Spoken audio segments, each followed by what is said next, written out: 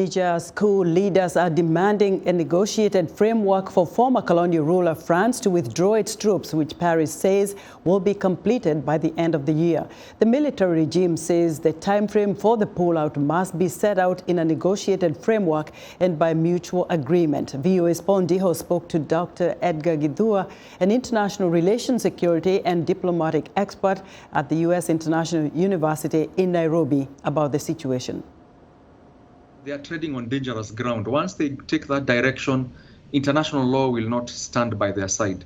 Ambassadors are protected under the Vienna Convention of Diplomatic Relations of 1961. They are inviolable. They are sacrosanct. You cannot touch an ambassador.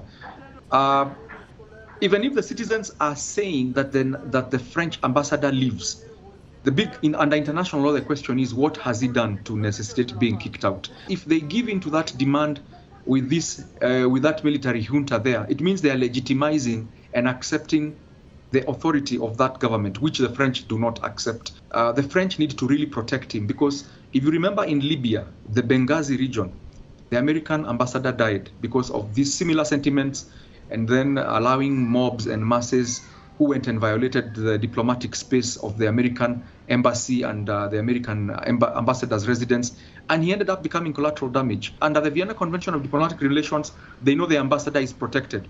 But that is not to say that the mob and the masses in that country are not going to violate or try to harm him, bring physical harm to him. To push back a little bit, how about people who say that, for example, that ambassador should be there at the invitation of the Nigerian government? So a bit of international law and diplomatic practice.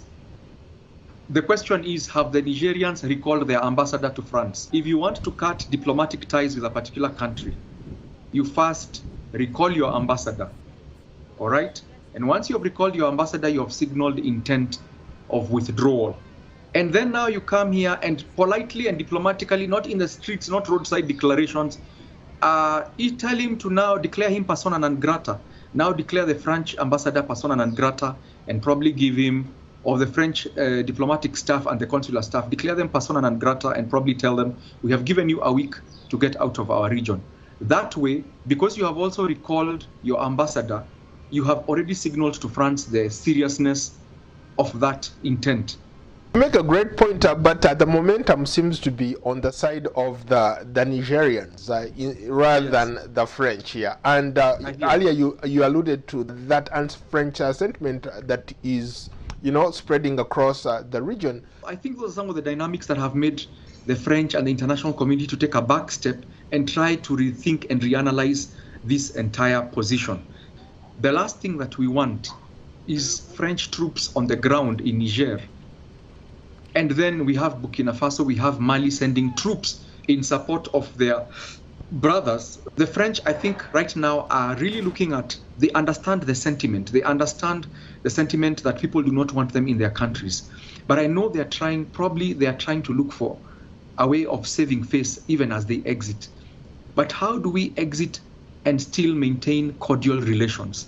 Because I believe there is room to exit and still keep cordial relations and still continue as trading partners, where the French are more, should I say, more fair to the West African nations, where it is not an issue of exploitation, but it's more of the balance of trade is a bit more fair. Thank you so much for your time.